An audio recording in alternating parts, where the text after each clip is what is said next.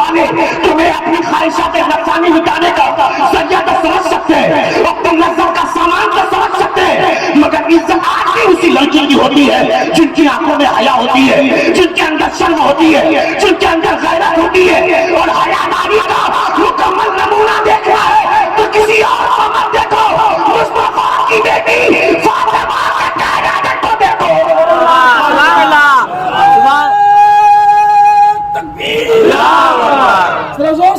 لچا پٹ کی زندگی نہ گزارے، آوارگی کا مظاہرہ نہ کرے، 6 سال 7 سال کی عمر کا بچہ آپ کا تباہ ہو رہا، آپ کی نسلیں تباہ ہو رہی ہیں۔ چوراہے پر چبوترے میں بیٹھ کر میرا بچہ پب جی کھیلتا ہے، فری فائر کھیلتا ہے، ایسے گیم اس کو موبائل کون دیتا ہے؟ اس کا باپ دیتا ہے۔ اس کے بغیر موبائل اس کو دے دیا گیا، اس کے موبائل میں ریچارج ختم ہو گیا تو اس کے موبائل کا ریچارج کون کرواتا تھا؟ اس کا باپ کرواتا تھا۔ کون اس کا ذمہ دار؟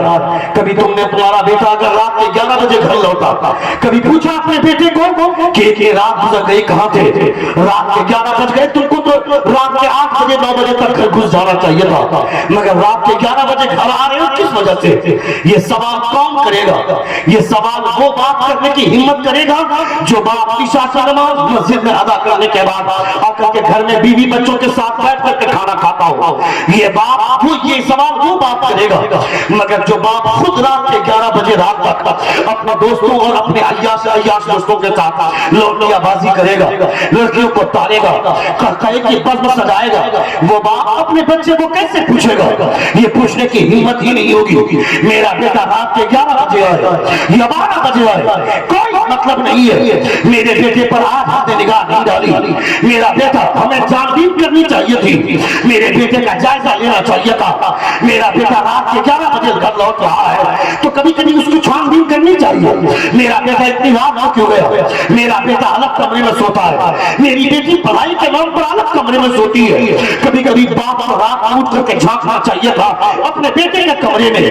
میرا بیٹا ایجوکیشن کے نام پر الگ کمرے میں سوتا ہے، وہ پڑھائی کر رہا ہے یا کسی لڑکی سے چیٹ کر رہا ہے یا کسی لڑکی سے ویڈیو کالنگ میں بات کر رہا ہے۔ میری بیٹی الگ کمرے میں سوتی ہے، کبھی کبھی جا کے اپنی بیٹی کے کمرے میں جھانکنا چاہیے تھا، کان لگا کر سننا چاہیے تھا۔ میری بیٹی الگ کمرے میں سوتی ہے، یہ پڑھائی کر رہی ہے یا پھر کسی لڑکے سے بات کر رہی ہے، اسے اتنی آزادی نہ دو، اسے اتنا آزاد نہ چھوڑو، ورنہ اس آزادی کی فضا میں سانس لیتے لیتے کبھی کسی راکیش کے باہوں میں، کبھی کسی گپتا کی باہوں میں یا کسی چنگیز کے باہوں میں وہ اپنی زندگی تار کرے گی، وہ اپنی زندگی کے ساتھ کھلواڑ کرے گی۔ اسے پتا میری لاڈلی بیٹی بہت زیادہ ماڈرن بننے کے چکر میں نہ رہنا، اس ماڈرن کی فضا کی وجہ سے تمہاری زندگی تباہ ہو جائے گی۔ تم نے نہیں دیکھا الہ آباد یونیورسٹی سے گریجویشن کمپلیٹ کرنے والی ایک مسلم لیڈی بولتی ہے کہ I have completed my graduation from the University of Allahabad.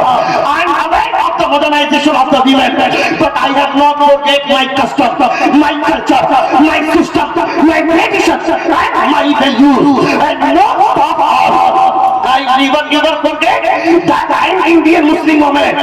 وہ بولتی ہے میں نے الہ آباد یونیورسٹی سے گریجویشن کمپلیٹ کیا تو کیا ہوا؟ مجھے دنیا کی عورتوں کی آزادی کے حوالے سے میں واقف ہوں، مگر میں اپنا کلچر نہیں بھولتی، میں اپنی تہذیب نہیں بھولتی، میں اپنا سسٹم نہیں بھولتی، اور سب سے بڑی بات یہ ہے کہ میں یہ نہیں بھولتی کہ میں مصطفیٰ کا کلمہ پڑھنے والی ہوں، میں بھارت کی ناری ہوں، مصطفیٰ کا کلمہ پڑھنے والی ہوں۔ دنیا میں آج بھی اسی عورت کی عزت ہوتی ہے۔ میں تم سے کہنا چاہتا ہوں بہت زیادہ آزاد مت بنو، بہت زیادہ ماڈرن مت بنو، بہت زیادہ ماڈرن بننے کے چکر میں یہ دنیا والے تمہیں اپنی خواہشات نفسانی مٹانے کا ذریعہ تو سمجھ سکتے ہیں، اپنے لذت کا سامان تو سمجھ سکتے ہیں، مگر عزت آج بھی اسی لڑکی کی ہوتی ہے جن کی آنکھوں میں حیا ہوتی ہے، جن کے اندر شرم ہوتی ہے، جن کے اندر غیرت ہوتی ہے، اور حیاداری کا مکمل نمونہ دیکھنا ہے تو کسی اور کو مت دیکھو، مصطفیٰ کی بیٹی